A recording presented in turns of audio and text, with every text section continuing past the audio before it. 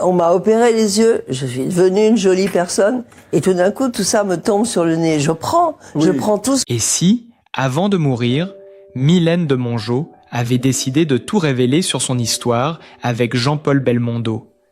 Une vérité longtemps tue, entre rires, blessures et désillusions. Derrière le sourire du blagueur potache se cachait un mariage bien plus tourmenté qu'il n'y paraissait. Il y a des confidences qui valent comme un testament.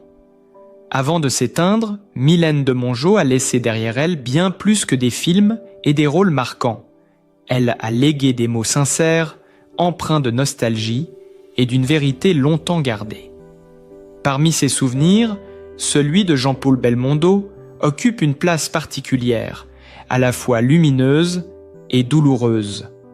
Leur complicité, née dans les studios, dépassait de loin la simple camaraderie professionnelle. Pourtant, derrière les éclats de rire et les regards complices, se cachait une relation parfois tumultueuse, que l'actrice elle-même a fini par qualifier, dans un souffle, d'enfer. À première vue, tout semblait simple entre eux. Deux stars, deux tempéraments solaires, réunis par l'amour du cinéma et la joie de vivre. Sur les plateaux, ils formaient un duo irrésistible.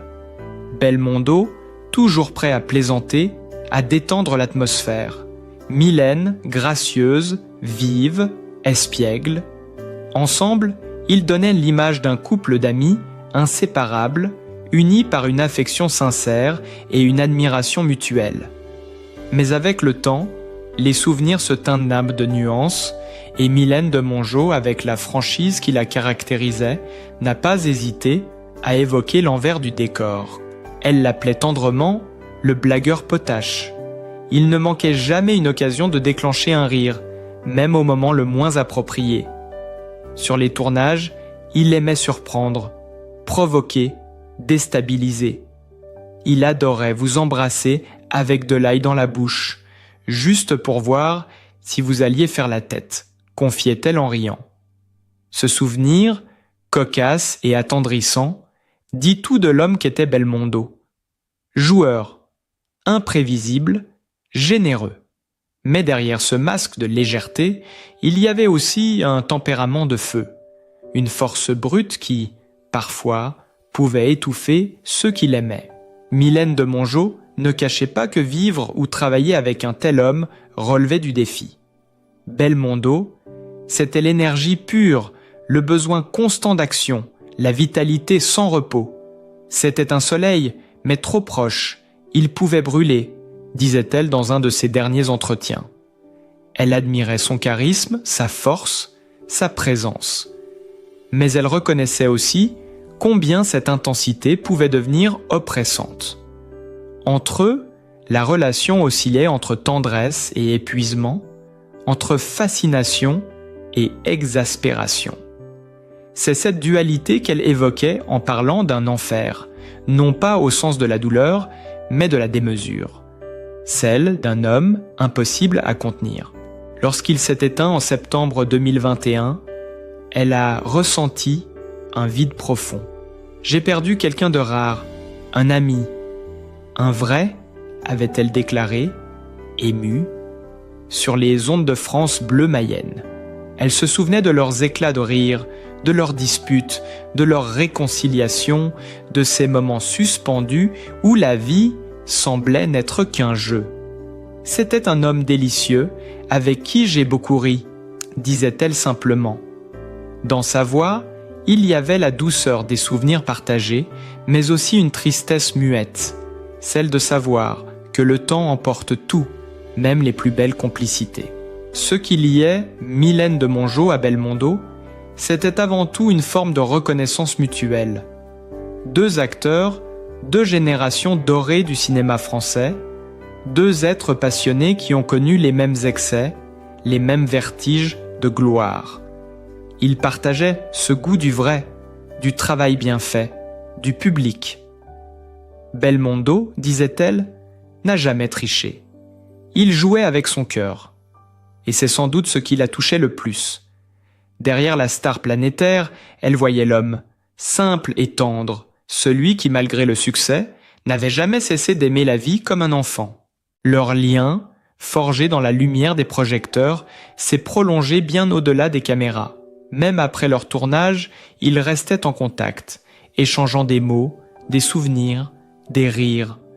Quand Belmondo est parti, Mylène a ressenti cette perte comme une fin d'époque.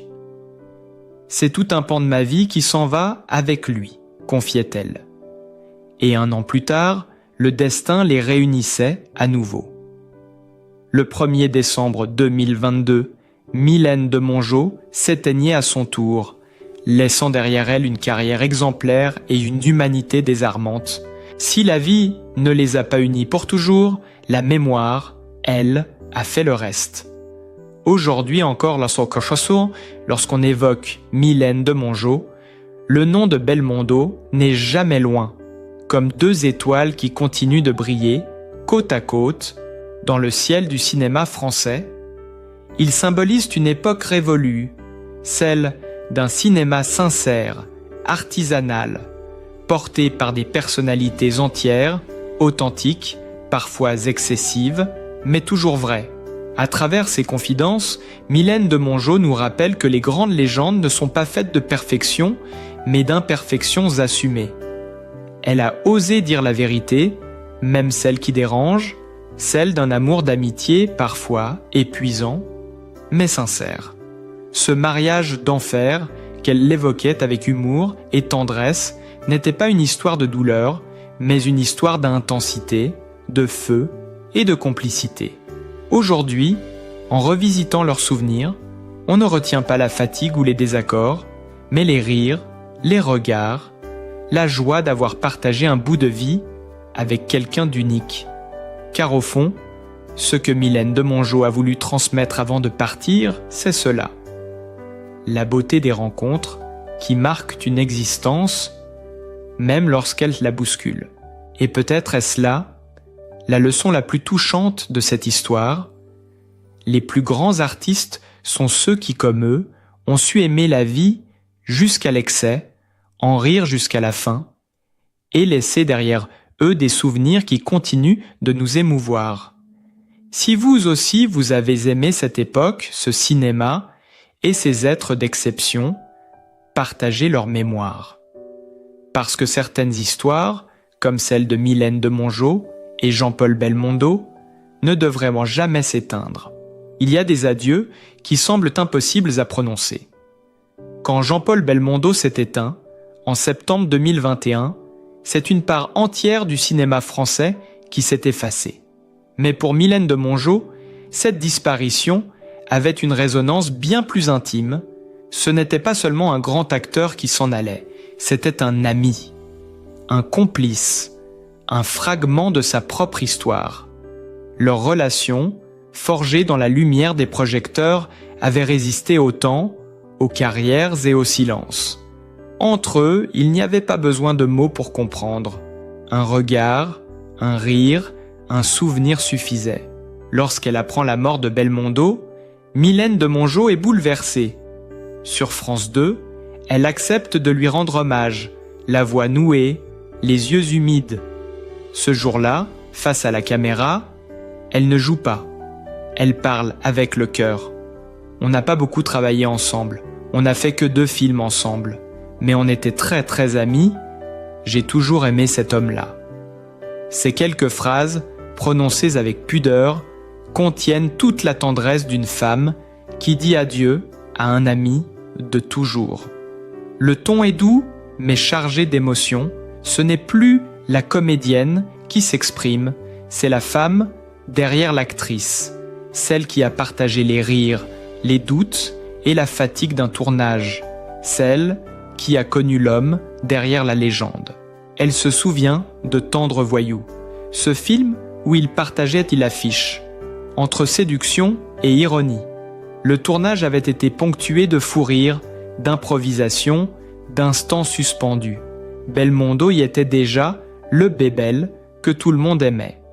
Énergique, charmeur, incapable, pendant de rester sérieux plus de 5 minutes.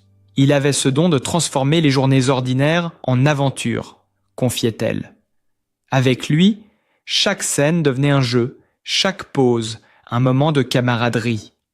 Il détestait la lourdeur, les drames inutiles, les visages fermés. Même dans les situations les plus tendues, il trouvait le moyen de désamorcer l'émotion par une plaisanterie, un clin d'œil, un mot tendre. Sur le plateau de France 2, Mylène de Mongeau l'évoque avec une infinie douceur. « Je suis contente que vous m'ayez appelé un peu plus tard, parce qu'autrement vous me verriez pleurer, dit-elle, la voix tremblante. Elle retient ses larmes, non par fierté, mais par fidélité. Car elle sait, mieux que quiconque, que Belmondo n'aurait pas voulu de tristesse. Il n'aimerait pas du tout qu'on pleure. C'était un joyeux Jean-Paul, ajoute-t-elle, esquissant un sourire fragile, comme pour lui rendre un dernier hommage à son image, simple, lumineux, humain. Ces mots, simples mais sincères, ont touché le cœur du public. Ils rappellent que derrière les légendes du cinéma, il y a des liens sincères, des amitiés forgées dans le vrai. Belmondo et de Mongeau, c'était un duo d'âmes, fait de respect et de rire. Leur complicité n'avait rien de mondain. Elle tenait à cette affection rare entre deux êtres qui avaient traversé ensemble les plus belles années du cinéma français, tout en restant profondément eux-mêmes. Dans les jours qui ont suivi la mort de Belmondo, Mylène de Mongeau a souvent été interrogée par les journalistes. Mais elle répondait toujours avec la même modestie « Je ne veux pas qu'on fasse de moi une porte-parole de son souvenir. Il n'appartenait à personne, sinon à tous. » Ces mots disaient tout. Elle refusait de s'approprier sa mémoire. Elle voulait simplement témoigner de ce qu'il avait été. Un homme généreux, un ami fidèle, un éternel amoureux de la vie.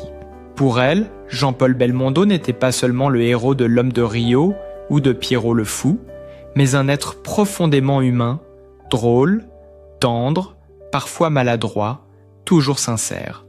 Elle admirait son courage, sa résilience, sa manière de ne jamais se plaindre malgré les épreuves. Après son accident en 2001, il avait continué à sourire, à plaisanter, à travailler. Il avait une force incroyable, rien ne l'abattait, il riait de tout, même de lui-même, disait-elle. Ce rire, justement, Mylène de Mongeau en parlait souvent comme d'un souvenir précieux. Un rire franc, sonore, contagieux. Quand il riait, tout le monde riait avec lui, racontait-elle. Ce rire, c'était sa signature, sa façon d'affronter la vie. Et c'est ce qu'elle choisit de retenir plutôt que les larmes. Lors de son hommage, elle termine ses mots sur cette note d'espoir. Il est parti comme il a vécu, en faisant du bien autour de lui. Pour Mylène de Mongeau, la disparition de Belmondo n'a pas seulement signifié la perte d'un ami, mais aussi la fin d'une époque, celle d'un cinéma libre, joyeux, sincère. Un cinéma où les acteurs ne se prenaient pas pour des stars, mais pour des artisans de rêve. Jean-Paul représentait tout ce que j'aimais dans ce métier, la simplicité, la fraternité, la joie de jouer, confiait-elle peu avant sa propre mort. Quelques mois plus tard, en décembre 2022, Mylène de Mongeau s'en allait à son tour. Beaucoup y ont vu une forme de continuité, comme si, dans un autre monde, elle allait enfin retrouver celui qui lui manquait tant. Leur rire, leur confidence, leur amitié sincère résonnent encore dans la mémoire collective. Aujourd'hui, quand on revoit leurs films, quand on écoute leurs interviews, on ressent cette complicité qui ne s'éteint pas. Mylène et Jean-Paul, c'était plus qu'un duo d'écran. C'était une parenthèse d'humanité, dans un univers de lumière. Et dans ses adieux, Mylène de Mongeau a offert une dernière leçon, simple et bouleversante. Il faut savoir aimer sans réserve, rire malgré tout, et ne jamais craindre de dire au revoir avec un sourire. Car, comme elle le disait si bien, il n'aurait pas voulu qu'on pleure. Et c'est peut-être là le plus bel hommage que l'on puisse leur rendre, se souvenir d'eux, non pas avec tristesse, mais avec gratitude. si vous aussi gardez en mémoire leur rire, leur éclat, leur vérité, alors partagez cette histoire. Parce que certaines amitiés, comme celle de Mylène de Mongeau et Jean-Paul Belmondo, ne meurent jamais vraiment. Elles continuent de vivre dans le cœur de ceux qui s'en souviennent. On dit souvent que certaines actrices traversent les époques, mais rares sont celles qui les marquent à ce point. Mylène de Mongeau faisait partie de ces visages que le cinéma français n'oubliera jamais. Son regard, à la fois doux et volontaire, sa voix claire, sa présence lumineuse ont accompagné plusieurs générations de spectateurs. Des années 1950 jusqu'aux années 2020, elle n'a jamais quitté le grand écran. Fidèle à son art, jusqu'à ses derniers jours, elle tournait encore dans Maison de retraite, une comédie intergénérationnelle portée par Kev Adams et Gérard Depardieu, qui a conquis plus de 2 millions de spectateurs. C'était sa manière à elle de dire que le cinéma ne connaît pas l'âge, qu'il demeure une aventure tant qu'on a la passion et la curiosité. Derrière cette actrice souriante, toujours élégante, se cachait une femme profondément humaine, une personnalité droite, engagée, attentive aux grandes causes. Mylène de Mongeau n'a jamais voulu se contenter d'être une belle image. Très tôt, elle a compris que la notoriété pouvait être utile, qu'elle pouvait servir à défendre ce qui lui tenait à cœur. Les animaux, la nature, la dignité humaine. Ses proches l'ont rappelé dans l'annonce de son décès. Elle militait pour l'écologie, la protection animale, mais aussi pour le droit de choisir sa fin de vie. Des convictions qu'elle portait avec la même sincérité que ses rôles. Pour elle, être libre, c'était autant une question d'esprit que de conscience. Sa carrière, longue de plus de 60 ans, fut un véritable voyage à travers l'histoire du cinéma français. Tout commence dans les années 50, au moment où le cinéma national s'ouvre à la modernité. Dans Sois belle et Tais-toi de Marc Allégret, aux côtés d'Henri Vidal, elle impose déjà un charme naturel et une présence singulière. Elle n'a que 20 ans, mais son assurance étonne. Très vite, les plus grands réalisateurs et acteurs de l'époque la réclament. En 1957, elle partage l'affiche avec Yves Montand et Simone Signoret dans Les Sorcières de Salem, adaptation magistrale d'Arthur Miller. Ce film lui permet d'affirmer son talent dramatique, loin de l'image de la jeune ingénue à laquelle on voulait parfois la réduire. Dans les années 60, elle incarne à merveille la transition entre le classicisme et la modernité du cinéma français. Sa beauté rayonne, mais son jeu gagne en profondeur. Aux côtés d'Alain Delon dans Faible femme, elle séduit le public par sa fraîcheur et sa justesse. Puis vient la série des Fantomas, où elle donne la réplique à Louis de Funès et Jean Marais. Ces films, devenus cultes, mêlent humour, action et fantaisie. Mylène y trouve un équilibre rare. Elle est à la fois la figure féminine du rêve et la partenaire de jeu idéale pour des géants de comédie. Les spectateurs rient, s'évadent et découvrent en elle une actrice capable de légèreté sans jamais perdre sa grâce. Mais Mylène de Mongeau ne s'est jamais laissée enfermer dans un registre.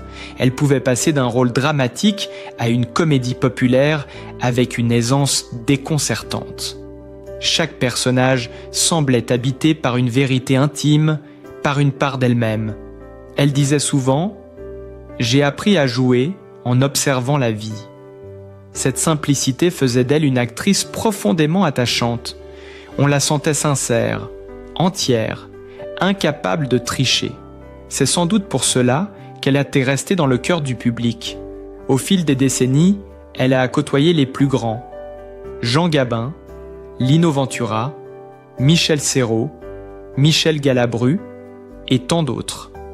Chacun d'eux, interrogé sur elle, parlait de sa gentillesse, de son humour et de sa loyauté. Elle ne cherchait pas à dominer une scène, mais à la rendre vivante, juste, équilibrée. Son art était celui de la présence, de l'écoute, du partage.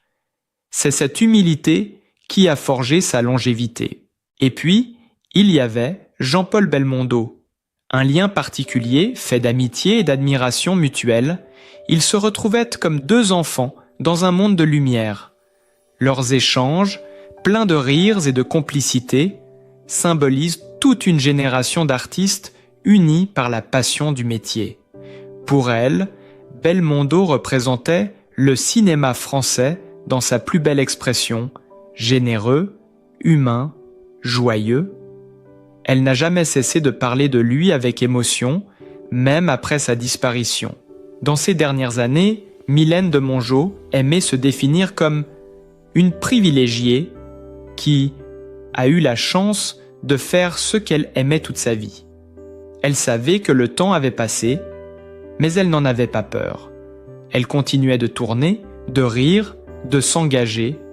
En 2022, lorsqu'elle apparaît dans Maison de retraite, son regard brille encore de cette étincelle que rien n'a su éteindre. Elle y incarne une vieille dame pleine de vie, généreuse et drôle, presque à son image. Le public la redécouvre, la salue, l'applaudit, comme une vieille amie qu'on n'a jamais vraiment quittée. Aujourd'hui, Mylène de Mongeau repose parmi les grandes figures du 7e art français.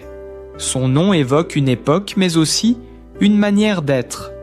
Elle n'a jamais cessé d'aimer le cinéma, ni d'aimer la vie. Dans un monde où tout passe vite, elle laisse un héritage durable, celui de la fidélité, de la passion et de la simplicité. Elle a prouvé qu'une carrière pouvait être longue sans jamais devenir fade, qu'on pouvait rester authentique tout en étant admiré. Son parcours nous rappelle que les véritables icônes ne se contentent pas d'exister à l'écran. Elles inspirent, elles élèvent, elles touchent. Mylène de Mongeau, par son talent et par sa générosité, a su incarner cette vérité-là. Elle n'était pas seulement une star, elle était une femme qui aimait profondément les autres et la vie qu'elle menait. Et si le cinéma est une mémoire collective, alors Mylène en sera toujours l'un des visages les plus lumineux. Si son histoire vous a ému, si vous avez grandi avec ses films ou simplement été touché par sa sincérité, n'hésitez pas à le partager, à laisser un mot, un souvenir. Parce que tant que l'on parle d'elle, Mylène de Mongeau ne meurt pas vraiment. Elle continue, quelque part, à vivre à travers la lumière de l'écran.